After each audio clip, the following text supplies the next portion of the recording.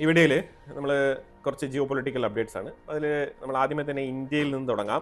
ഇന്ത്യയിൽ നിന്ന് തുടങ്ങാനുള്ള പ്രധാനപ്പെട്ട കാരണം എന്ന് പറഞ്ഞാൽ നമ്മൾ എത്രമാത്രം എഡ്യൂക്കേറ്റഡ് സൊസൈറ്റിയാണ്, യങ് പോപ്പുലേഷനാണ്, യുവാക്കൾ 60% യുവാക്കളാണ് എന്നൊക്കെ പറഞ്ഞാലും ഇവിടെ വളരെ ഖേദകരമായിട്ടുള്ള ഒരു കാര്യമാണ് ഇവിടെ പങ്കുവയ്ക്കാനുള്ളത്. ഇന്ത്യക്കുള്ളിൽ ബീഹാർ എന്ന് പറഞ്ഞ ആ ഒരു സ്റ്റേറ്റിൽ, നോർത്ത് ഇന്ത്യയിൽ ബീഹാറിൽ HIV പരിശോധിച്ച സമയത്ത് 7400 പേർക്ക് പോസിറ്റീവ് റിപ്പോർട്ട് ചെയ്തിട്ടുണ്ട്.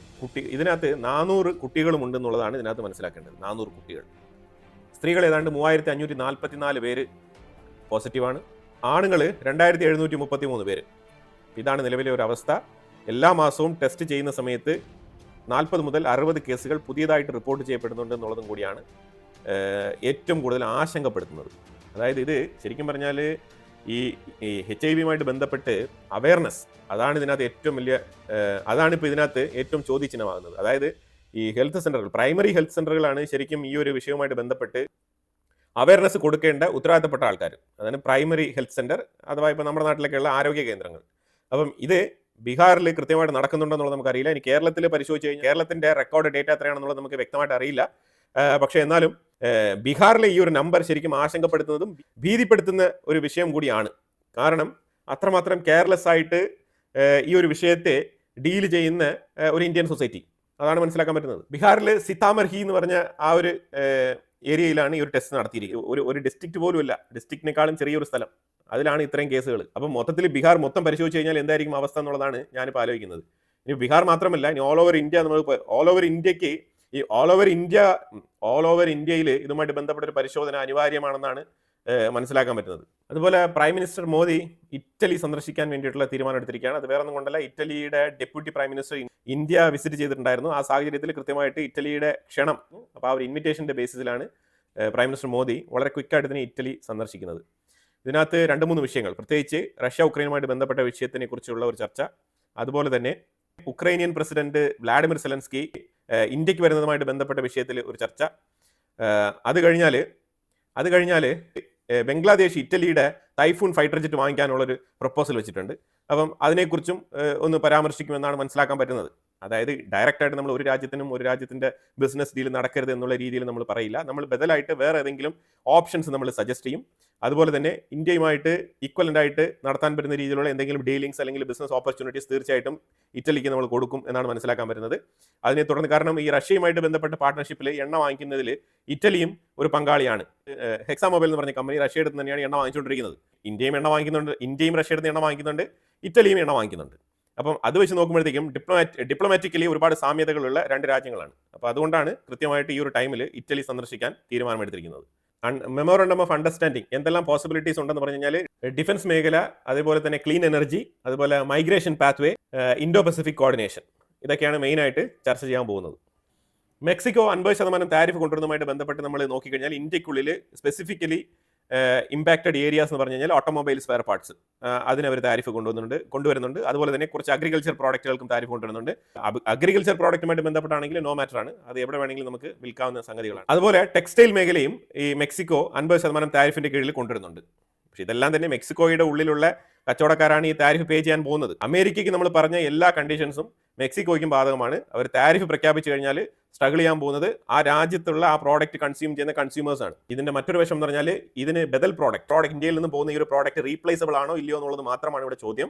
റീപ്ലേസബിൾ ആണെന്നുണ്ടെങ്കിൽ ഇതേ മേഖലയിൽ പ്രവർത്തിക്കുന്ന കോമ്പറ്റീറ്റേഴ്സിന്, പ്രത്യേകിച്ച് മെക്സിക്കോയുടെ ഉള്ളിൽ ലോക്കൽ മാനുഫാക്ചറിംഗ് ഉണ്ടെന്നുണ്ടെങ്കിൽ അവർക്ക് ഗുണകരമാവും, അത് ഉറപ്പായിട്ടുള്ള കാര്യമാണ്. പക്ഷേ ലോക്കൽ മാനുഫാക്ചറിംഗ് ഇല്ല എന്നുണ്ടെങ്കിൽ ഇത് തീർച്ചയായിട്ടും അവിടെ ഇൻഫ്ലേഷൻ കൂടും. അതിന് മാത്രമേ ഇത് സഹായകരമാകുകയുള്ളൂ. അതുപോലെ ഇന്ത്യക്കെതിരെ പാകിസ്ഥാൻ നിർണായകമായിട്ടുള്ള നീക്കങ്ങൾ നടത്തുന്ന ഈ ഒരു സാഹചര്യത്തിൽ അമേരിക്കയുടെ സപ്പോർട്ടൊക്കെ കിട്ടി എന്നുള്ള രീതിയിൽ വലിയ രീതിയിൽ അവർ നെഞ്ചും വിരിച്ച് നിൽക്കുന്ന ഈ ഒരു സാഹചര്യത്തിൽ അഫ്ഗാനിസ്ഥാനെ സപ്പോർട്ട് ചെയ്തുകൊണ്ട് പാകിസ്ഥാൻ അഫ്ഗാനിസ്ഥാൻ്റെ ഉള്ളിൽ കൊച്ചുകുട്ടികൾക്കെതിരെ വരെ ആക്രമണം നടത്തുന്നു എന്നുള്ള തരത്തിൽ ഇന്ത്യ UN എക്സ്പോസ് ചെയ്തിട്ടുണ്ട്. പാകിസ്ഥാനെ തുറന്നു കാട്ടിയുള്ള പ്രസ്താവനകൾ പറഞ്ഞിട്ടുണ്ട്. അതുപോലെ തന്നെ ഗ്രേറ്റ തൻബർഗും ഇതുപോലെ അഫ്ഗാനിസ്ഥാനിൽ പാകിസ്ഥാൻ നടത്തുന്ന ക്രൂരകൃത്യങ്ങളെ എടുത്തു പറഞ്ഞുകൊണ്ട് UN അവരും പാകിസ്ഥാനെതിരെ സംസാരിച്ചിട്ടുണ്ട്. ഇതൊക്കെ UN ഇന്നലെ നടന്ന സംഗതികളാണ്. ഇതിനെല്ലാം തന്നെ പാകിസ്ഥാൻ ഒരു മറുപടി കൊടുത്തത്, അതായത് ഞങ്ങൾ വെറും പാവങ്ങളാണ്, ഞങ്ങളുടെ രാജ്യത്തിനുള്ളിൽ പലതരത്തിലുള്ള തീവ്രവാദ സംഘടനകൾ A to Z ഒരുപാട് ലിസ്റ്റ് അവർ എടുത്ത് പറയുന്നുണ്ടായിരുന്നു. അതിനകത്ത് ജയ്ഷും ലഷ്കറിനെയും അവർ പറഞ്ഞിട്ടില്ല. ബാക്കിയുള്ള എല്ലാ സംഘടനകളുടെ പേര്, തെഹ്രീക്ക് താലിബാൻ, അതുപോലെയുള്ള പല പല സംഘടനകളുണ്ടല്ലോ, ആ പേരുകളെല്ലാം തന്നെ അവരെടുത്ത് പറഞ്ഞുകൊണ്ട് ഞങ്ങളുടെ രാജ്യത്തിനുള്ളിൽ ബലൂചിസ്ഥാൻ ഉൾപ്പെടെയുള്ള പല തീവ്രവാദ സംഘടനകളുടെ ഇടയിലാണ് ഞങ്ങൾ ജീവിക്കുന്നത്. അപ്പോൾ അതുകൊണ്ട് ഞങ്ങൾക്ക് ഇവരുടെ കയ്യിൽ നിന്നും ഒരു രീതിയിലുള്ള രക്ഷയുമില്ല, അതുകൊണ്ടാണ് ഞങ്ങൾക്ക് അഫ്ഗാനിസ്ഥാന്റെ ഉള്ളിലേക്ക് ആക്രമണം നടത്തേണ്ടി വരുന്നത് എന്നുള്ള രീതിയിലാണ് അവർ പറഞ്ഞ് അവരുടെ സൈഡിലുള്ള ന്യായവാദം അവർ മുന്നോട്ട് വെച്ചത്. പക്ഷേ ആ സാഹചര്യത്തിലും നമ്മൾ മനസ്സിലാക്കേണ്ട വിഷയം എന്ന് പറഞ്ഞാൽ ഈ കശ്മീരുമായിട്ട് ബന്ധപ്പെട്ട് പ്രവർത്തിക്കുന്ന തീവ്രവാദികളുടെ പേര് അവർ പറഞ്ഞില്ല എന്നുള്ളതാണ്. ഇനി നമ്മൾ ഒന്നുകൂടി എടുത്ത് പറയുകയാണെന്നുണ്ടെങ്കിൽ 2 ദിവസം മുമ്പ് വീഡിയോ പബ്ലിഷ് ചെയ്തിട്ടുണ്ടായിരുന്നു. പാകിസ്ഥാന്റെ ഉള്ളിൽ തീവ്രവാദികൾ ലാഹോറിൽ നെക്സ്റ്റ് ജനറേഷൻ ജെൻസി തീവ്രവാദികളുടെ കൂട്ടായ്മ അവിടെ നടന്നിട്ടുണ്ടായിരുന്നു. അതായത് അടുത്ത തലമുറയിലുള്ള ആൾക്കാർ തിരഞ്ഞെടുക്കുന്നതുമായിട്ട് ബന്ധപ്പെട്ട സംസ്ഥാന സമ്മേളനം, തീവ്രവാദികളുടെ സംസ്ഥാന സമ്മേളനം പാകിസ്ഥാനിൽ ലാഹോറിൽ നടക്കുന്നുണ്ടായിരുന്നു. ലഷ്കറിന്റെയും ജയ്ഷിന്റെയൊക്കെ തലവന്മാർ അവിടെ ഉണ്ടായിരുന്നു എന്നുള്ളതാണ് യാഥാർത്ഥ്യം. ഇവരെ കൊണ്ടൊന്നും ഒരിക്കലും നന്നാവാൻ പറ്റില്ല. ഇനി കോടിക്കണക്കിന് പൈസ ഇനി ഡോളറായിട്ട് മുനീർ അമേരിക്കയിൽ നിന്ന് വാങ്ങിച്ചുകൊണ്ട് വന്ന് പാകിസ്ഥാൻ ഉടനീളം വിതറിയാൽ പോലും പാകിസ്ഥാൻ നന്നാവില്ല എന്നുള്ളതാണ് മനസ്സിലാക്കാൻ പറ്റുന്നത്. ഇതിനൊരു എക്സാമ്പിൾ ആയിട്ട് ഇന്നലെ പാകിസ്ഥാന്റെ പാർലമെന്റിലെ ഒരു സംഭവം, ഈ സംഭവം ഇപ്പം പാകിസ്ഥാനെ നാണം കെടുത്തിയിരിക്കുകയാണ്. സംഭവം വേറെ ഒന്നുമല്ല, പാകിസ്ഥാന്റെ പാർലമെന്റിൽ കുറച്ച് പൈസ കണ്ടുകിട്ടി. അതായത് ആരുടെയോ പോക്കറ്റിൽ നിന്ന് വീണതാണ്. അതായത് 5000 രൂപയുടെ നോട്ട് 10 എണ്ണം, 50,000 രൂപ, 50,000 പാക് മണി. അപ്പോൾ ഇത് കളഞ്ഞു കിട്ടി. ഈ സ്പീക്കർ പാർലമെന്റിൽ എടുത്ത് ഇങ്ങനെ ചോദിക്കുകയാണ്, ഒരു 50,000 രൂപ കളഞ്ഞു കിട്ടിയിട്ടുണ്ട്, ഇത് ആരുടെയാണെന്ന് വല്ല നിശ്ചയമുണ്ടോ എന്നുള്ളത് ചോദിച്ചിട്ട്, അതായത് ആരുടെയാണോ കളഞ്ഞു പോയത് അവർക്ക് തിരികെ കൊടുക്കാൻ വേണ്ടിയിട്ടുള്ള ഒരു നല്ല ഇന്റൻഷനോട് കൂടിയാണ് പുള്ളി അത് ചോദിച്ചത്. പാർലമെന്റിന്റെ ഉള്ളിൽ ആ സമയത്ത് ഉണ്ടായിരുന്ന എംപിമാരിൽ 5 പേര് കൈപൊക്കി എന്റേതാണെന്ന് പറഞ്ഞുകൊണ്ട്. അതായത് 5 പേർക്ക് ഈ ഒരു പൈസ ആവശ്യമുണ്ടായിരുന്നുള്ളതാണ് യാഥാർത്ഥ്യം. അപ്പോൾ ഡെസ്പറേറ്റ് ഫോർ മണി, ഈവൻ അവരുടെ പാർലമെന്റ് മെമ്പേഴ്സ് പോലും ശരിക്കും സത്യസന്ധമായ രീതിയിൽ അവർക്ക് അവകാശപ്പെടാത്ത പൈസയ്ക്ക് ആഗ്രഹിക്കുന്നു എന്നുള്ളതാണ് യാഥാർത്ഥ്യം. തീർച്ചയായിട്ടും ഈ പൈസ 5 പേരുടെയും അല്ല. പിന്നീട് സ്പീക്കർ തന്നെ കണ്ടെത്തുകയാണ് ചെയ്തത് ആരുടെയാണ് ഈ ഒരു പൈസ എന്നുള്ള രീതിയിൽ. ക്യാമറയും കാര്യങ്ങളൊക്കെ പരിശോധിച്ച് എങ്ങനെയൊക്കെ കണ്ടെത്തുന്നുണ്ട്. അപ്പോഴത്തേക്ക് നോക്കുമ്പോഴത്തേക്കും ഈ കൈ ഉയർത്തിയ 5 പേരുടെയും പൈസ അല്ല അതെന്നുള്ളതാണ് മനസ്സിലാക്കേണ്ടത്. അപ്പോൾ 5 പേരും കള്ളം പറഞ്ഞിട്ട് കൈ ഉയർത്തിയിരിക്കുകയാണ് ഈ 50,000 രൂപയ്ക്ക് വേണ്ടിയിട്ട്. അതാണ് യാഥാർത്ഥ്യം. ഈ ഒരു വീഡിയോ ക്ലിപ്പ് കൃത്യമായിട്ട് സോഷ്യൽ മീഡിയയിലെല്ലാം തരംഗമായിട്ട് വൈറൽ വീഡിയോ ആയിട്ട് മാറിയിരിക്കുകയാണ്. യുവമാരുടെ കയ്യിലൊക്കെ ഈ ജനങ്ങളെ സേവിക്കാൻ വേണ്ടിയിട്ട് ഏതെങ്കിലും തരത്തിലുള്ള പ്രോജക്റ്റുകൾ ഏൽപ്പിച്ചാൽ എന്തായിരിക്കും അവസ്ഥ? ഇതാണ് മനസ്സിലാക്കേണ്ടത്.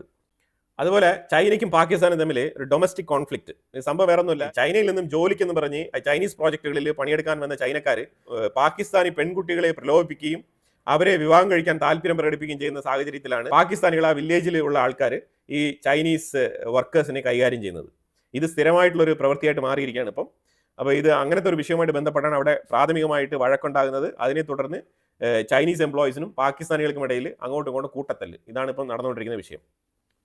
തീർച്ചയായിട്ടും ചൈന ഈ വിഷയവുമായിട്ട് ബന്ധപ്പെട്ട് പലതവണ പാകിസ്ഥാൻ്റെ അടുത്ത് ചൈനീസ് വർക്കേഴ്സിന് സെക്യൂരിറ്റി വേണം എന്നുള്ളത് ആവർത്തിച്ച് ചോദിച്ചിട്ടുള്ള വിഷയമാണ്. പക്ഷേ പാകിസ്ഥാന് ഇത് ഒരിക്കലും സാധിക്കുന്നില്ല എന്നുള്ളതാണ് യാഥാർത്ഥ്യം.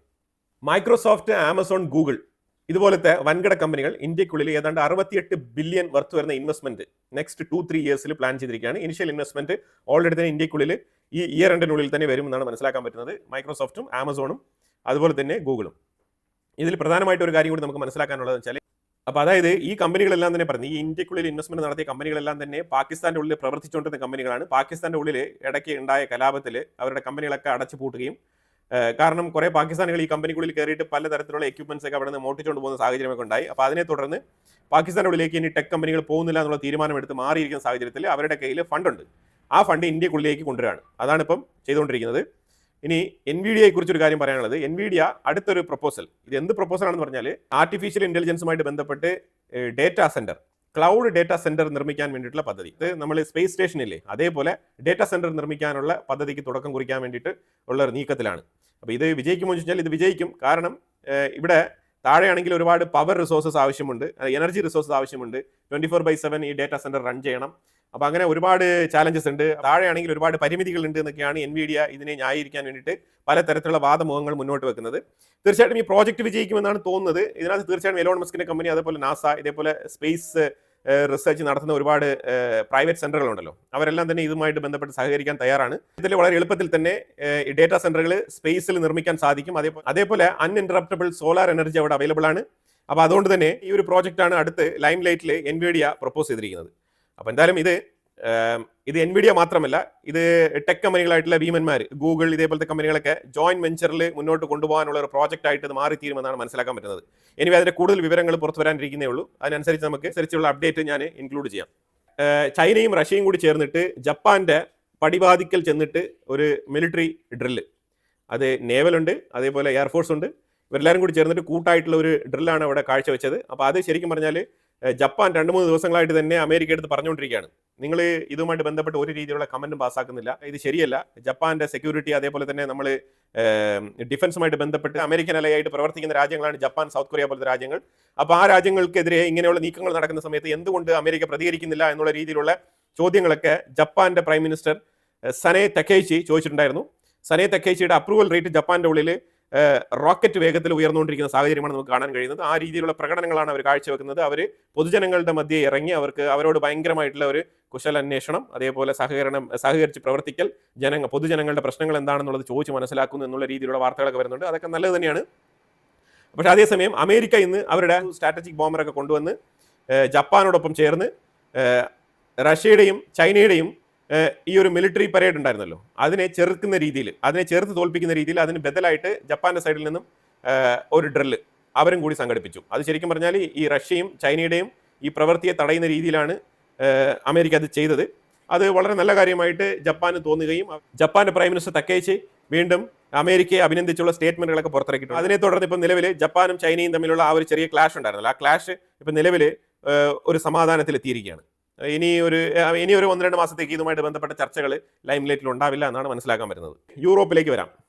അതായത് റഷ്യ ഉക്രൈനുമായിട്ട് ബന്ധപ്പെട്ട വിഷയത്തിൽ ഇവിടെ റഷ്യയും ഉക്രൈനും തമ്മിലുള്ള ആക്രമണങ്ങളല്ല, അതിലുപരിയായിട്ട് C5 കോൺസെപ്റ്റ്, ഈ C5 കോൺസെപ്റ്റിനെ കുറിച്ച് യൂറോപ്യൻ സൈഡിലുള്ള മാധ്യമങ്ങൾ ആവർത്തിച്ച് സംസാരിക്കുകയാണ്. എന്താണ് ഈ C5 കോൺസെപ്റ്റ് എന്ന് പറഞ്ഞു കഴിഞ്ഞാൽ, ഇതിനു മുമ്പ് അമേരിക്കയുടെ പക്കൽ യൂറോപ്പുമായിട്ട് ചേർന്നുള്ള ഒരു അലയൻസ്, അതായിരുന്നു അവരുടെ ഏറ്റവും ഡീപ്പസ്റ്റ് അലയൻസ് ആയിട്ട് അവർ മുന്നോട്ട് കൊണ്ടുപോയിരുന്നത്. പക്ഷേ അതേ സാഹചര്യത്തിൽ എമർജിംഗ് സൂപ്പർ പവേഴ്സ് എന്നുള്ള ആ ഒരു നിലയിൽ അമേരിക്ക ഉൾപ്പെടെയുള്ള അമേരിക്ക പ്ലസ് 4 രാജ്യങ്ങൾ, അങ്ങനെ 5 രാജ്യങ്ങളെ മുഖവിലേക്ക് എടുത്തുകൊണ്ടുള്ള ഒരു പുതിയ കൂട്ടായ്മ ഇൻഡയറക്റ്റ് ആയിട്ട് തന്നെ രൂപപ്പെടുന്നു എന്നുള്ള നിലയിലുള്ള സ്റ്റേറ്റ്മെന്റുകളാണ് മൊത്തത്തിൽ യൂറോപ്യൻ മാധ്യമങ്ങൾ ഇപ്പോൾ ഇതിനെക്കുറിച്ച് എഴുതി തുടങ്ങിയിട്ടുണ്ട്. യൂറോപ്യൻ മാധ്യമങ്ങൾ അതുപോലെ തന്നെ ട്രംപിന്റെ അഡ്മിനിസ്ട്രേഷനെ വിമർശിച്ചും തുടങ്ങിയിട്ടുണ്ട്. അതായത് റഷ്യയുമായിട്ട് ഒത്തുചേർന്ന് നിൽക്കുന്ന, അതായത് പുടിൻ കസാരയിൽ ഇരിക്കുന്നത് പോലെയും ട്രംപ് അതിന്റെ പുറകിൽ നിന്നുകൊണ്ട് പുടിന്റെ തോളിൽ മസാജ് ചെയ്ത് കൊടുക്കുന്ന പോലെയുള്ള പിക്ചേഴ്സും കാര്യങ്ങളൊക്കെ ഇറക്കി തുടങ്ങിയിട്ടുണ്ട്. അവർ അമേരിക്കയെ മോക്ക് ചെയ്ത് തുടങ്ങിയിരിക്കുകയാണ്. യൂറോപ്പ് അവരുടെ യഥാർത്ഥ സ്വഭാവം പുറത്തിപ്പം വരുന്നുണ്ട്. അതാണ് മനസ്സിലാക്കേണ്ടത്. എത്ര നാളെന്ന് വെച്ചാൽ അവർ സഹിക്കുന്നത്. അപ്പോൾ അതുകൊണ്ട് അവർ സഹികെട്ട് ഇപ്പം പബ്ലിഷ് ചെയ്ത് തുടങ്ങിയിട്ടുണ്ട്. ഇതൊക്കെ അമേരിക്കയ്ക്ക് ഒത്തുനിന്നുകൊണ്ട് ഇന്ത്യക്കെതിരെയും ഏഷ്യൻ രാജ്യങ്ങൾക്കെതിരെയൊക്കെ പലപ്പോഴായിട്ട് ഈ മാധ്യമങ്ങളെ നെറേറ്റീവ് സൃഷ്ടിക്കുമ്പോൾ ഇത് ആലോചിക്കണമായിരുന്നു. ഇപ്പോഴും ഇങ്ങനെ ഒരു സാഹചര്യം വരും എന്നുള്ളത് അവർ മനസ്സിലാക്കിയില്ല. എന്തായാലും ഇപ്പോൾ അത് വന്നിട്ടുണ്ട്. അപ്പോൾ ഈ സാഹചര്യത്തിൽ ഈ കോൺസെപ്റ്റ് 5 ബന്ധപ്പെട്ട് അവർ പറയുന്ന രാജ്യങ്ങളിൽ ഇന്ത്യയും ഒരു രാജ്യമാണ്. അതാണ് മനസ്സിലാക്കേണ്ടത്. America, Russia, China, India, Japan, ഈ 5 രാജ്യങ്ങളാണ് ഈ കോൺസെപ്റ്റ് 5 ഉള്ളിൽ ചർച്ച ചെയ്യപ്പെടുന്ന രാജ്യങ്ങൾ. ഈ രാജ്യങ്ങൾക്ക് വല്ലാത്ത സ്വാധീനമുണ്ട്. ഇനി വളർന്നു വരുന്ന എമർജിംഗ് പവർ ആയിട്ടുള്ള ഈ 5 രാജ്യങ്ങളായിരിക്കും ലോകം നിയന്ത്രിക്കാൻ പോകുന്നത് എന്നുള്ളതാണ് ഈ ഒരു കോൺസെപ്റ്റ് 5 പറയുന്നത്. യൂറോപ്പിലുള്ള റിസർച്ച് അനലിസ്റ്റുകളാണ് ഈ റിപ്പോർട്ടുകൾ പുറത്തുവിടുന്നത്. പക്ഷേ യൂറോപ്പ് ഇതിനകത്ത് ഇൻക്ലൂഡഡ് അല്ല എന്നുള്ളതും ഒരു പ്രത്യേകതയാണ്. ഇതിനകത്ത് യൂറോപ്പില്ല. Europe out of the picture. ഒറ്റ യുദ്ധം, റഷ്യ ഉക്രൈൻ യുദ്ധം, യൂറോപ്പ് ഔട്ട്. തുർക്കിക്ക് അമേരിക്ക കൊടുത്തിരിക്കുന്ന ഒരു ഹൽവ, നൈസ് ഹൽവയാണ് കൊടുത്തിരിക്കുന്നത്. അതായത് F-35 ഇപ്പൊ കിട്ടും എന്നുള്ള രീതിയിൽ തയ്യബർദ്ധകൻ അമേരിക്കയിൽ പോയിരുന്നു. അന്നേ നമ്മൾ പറഞ്ഞിട്ടുണ്ടായിരുന്നു ഇതൊക്കെ അമേരിക്ക എങ്ങനെയൊക്കെ പറയും, കൊടുക്കില്ല. കാരണം അതിനൊരു കാരണമായിട്ട് അമേരിക്ക പറയുന്നത് S-400 എന്ന് പറഞ്ഞ റഷ്യയുടെ എയർ ഡിഫൻസ് സിസ്റ്റം തുർക്കിയുടെ പക്കലുണ്ട്, അതുകൊണ്ടാണ് ഞങ്ങൾ കൊടുക്കാത്തത് എന്നാണ് ഇപ്പം അമേരിക്ക പറഞ്ഞുകൊണ്ടിരിക്കുന്നത്. അത് എക്സ്ക്യൂസ് മാത്രമാണ്. S-400 ഒരു വിഷയമല്ല. തുർക്കിക്ക് F-35 കൊടുക്കില്ല. അതിന് ഇസ്രായേൽ സമ്മതിക്കില്ല. സൗദിക്ക് കൊടുക്കാൻ തന്നെ സമ്മതിക്കുന്നില്ല. പിന്നെയാണ് തുർക്കിക്ക്. സൗദിക്ക് തന്നെ ഇപ്പോൾ കൊടുക്കും എന്ന് പറഞ്ഞാൽ തന്നെയും കൊടുത്തിട്ട് നമുക്ക് നോക്കാം ബാക്കി കാര്യം. അപ്പോൾ അമേരിക്ക പറഞ്ഞിരിക്കുന്നത് തുർക്കിക്ക് F-35 ഇല്ല എന്നുള്ളത് തന്നെയാണ് അവർ ഈ രീതിയിൽ ഒരു സ്റ്റേറ്റ്മെന്റ് ആയിട്ട് പറഞ്ഞിരിക്കുന്നത്. F-35 നമ്മൾ കൊടുക്കാൻ പറ്റില്ല, അവിടെ S-400 ഉണ്ട്. S-400 ഒരു പക്ഷേ മടക്കി കൊടുത്തു കഴിഞ്ഞാൽ ഞങ്ങൾ F-35 കൊടുക്കാം എന്നുള്ള നിലയിലുള്ള ആ ഒരു നിരാകരണം, അതാണ് നമുക്ക് മനസ്സിലാക്കാൻ പറ്റുന്നത്. ഒരിക്കലും തുർക്കി S-400 മടക്കി കൊടുക്കാനൊന്നും പോകുന്നില്ല. അത് ഒരിക്കലും സാധ്യമല്ലാത്ത കാര്യമാണ്. പിന്നെ ഈ വെനിസുലയുമായിട്ട് ബന്ധപ്പെട്ട് മരിയ കൊറീന മച്ചാഡോ, അപ്പോൾ ഇവരിപ്പോൾ പറഞ്ഞിരിക്കുന്ന വിഷയം എന്ന് പറഞ്ഞാൽ, ഇവർ അമേരിക്കയുടെ അടുത്ത് പറയുന്ന വിഷയം എന്ന് പറഞ്ഞാൽ വെനിസുലയുടെ ഉള്ളിൽ എവിടെ തിരിഞ്ഞാലും റഷ്യക്കാരും ഇറാനികളുമാണ് ഏറ്റവും കൂടുതലുള്ളത്. അതുകൊണ്ട് ഞങ്ങളുടെ രാജ്യത്തിനെ രക്ഷിക്കണം, ഞങ്ങളുടെ രാജ്യത്തിനെ സ്വതന്ത്രമാക്കണം എന്നുള്ള രീതിയിലൊക്കെയാണ് ഇവരുടെ സ്റ്റേറ്റ്മെന്റുകൾ. അതായത് ഇവർ സമാധാനം പുനഃസ്ഥാപിക്കാൻ വേണ്ടി നടക്കുന്ന ആളാണോ, അല്ലാന്നുണ്ടെങ്കിൽ ഇവർ സമാധാനം ഇല്ലാതാക്കാൻ വേണ്ടിയിട്ട്, യുദ്ധം വരുത്താൻ വേണ്ടിയിട്ട് നടക്കുന്ന ആളാണോ എന്നുള്ളത് നമുക്കറിയില്ല. എന്തായാലും അമേരിക്കയുടെ ഇനി അങ്ങോട്ടുള്ള വെനിസുലയുമായിട്ടുള്ള ആ ഒരു പെരുമാറ്റം എന്നുള്ളതനുസരിച്ച് നമുക്ക് ഈ കാര്യത്തിൽ ഒരു വ്യക്തത വരുത്താൻ പറ്റും. അമേരിക്കയുടെ പപ്പറ്റായിട്ടുള്ള ഡാഡി, ട്രംപ് ഡാഡിയാണ്. അപ്പം മകൻ മാർക്ക് റൂട്ട്, നാറ്റോയുടെ ചീഫ്, പറഞ്ഞിരിക്കുന്നത് നമ്മൾ യൂറോപ്യൻ രാജ്യങ്ങളും നാറ്റോയും കൂടി ചേർന്നിട്ട് നമ്മളുടെ മിലിറ്ററി സ്പെൻഡിങ് നമ്മൾ GDP-യിൽ നിന്നും 5% ഒതുക്കി വെക്കണം, അല്ലാന്നുണ്ടെങ്കിൽ നമ്മൾ പെടാപ്പാട് പെടും.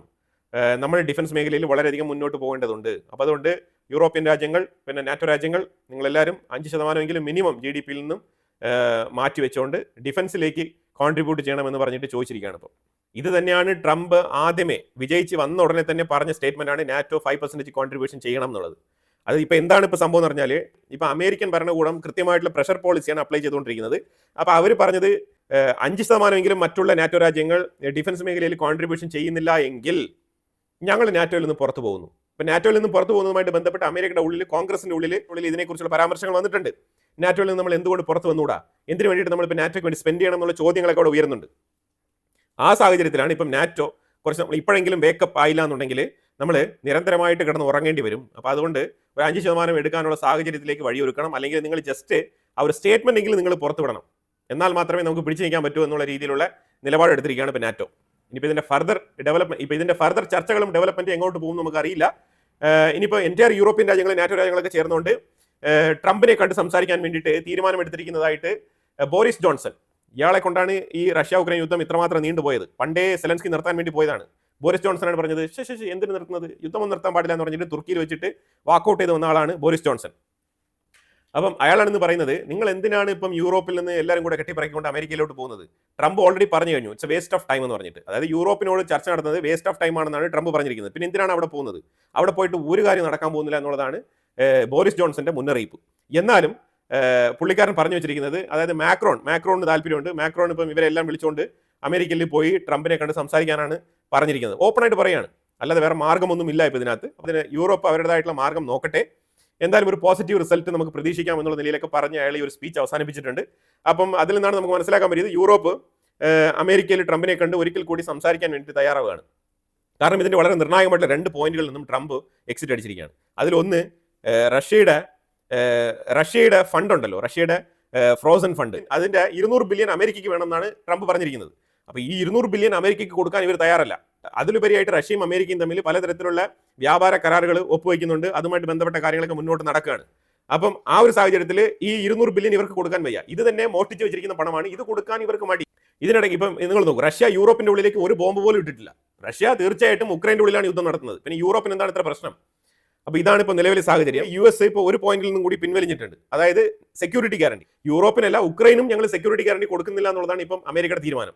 ഈ 2 പോയിന്റുകളും ഇപ്പം അമേരിക്ക പ്രഷർ പോളിസിയുടെ ഭാഗമായിട്ട് അതും വിഡ്രോ ചെയ്തിരിക്കുകയാണ്. അപ്പോൾ ഇതെല്ലാം കൊണ്ട് വല്ലാത്തൊരു ടൈറ്റ് സിറ്റുവേഷനിലാണ് റഷ്യ ഉക്രൈൻ വിഷയം മുന്നോട്ട് പോകുന്നത്.